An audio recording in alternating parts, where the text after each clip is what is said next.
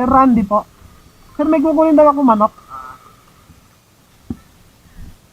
Nagpapatawag lang ngayon, namonitor kami eh. Ano po?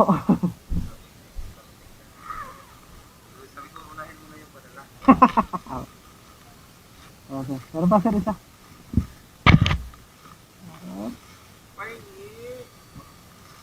Sana yung naiwan pa. Ayan na. Yan, meron din tayo kukunin dito kay sir. 5 manok.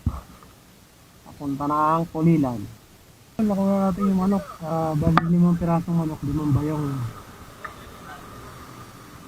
Mula dito sa Lasma, papuntang Pulilan. Kontrata na sa atin ni ma'am. Ayan. Tara. So yan mga idol, dito na tayo. Na-deliver natin yung manok. Yan sila sir. I-check natin yung manok kung okay pa sila. Kaya sabi ko kay Dion, ayun nga. Picture lang, maganda yan.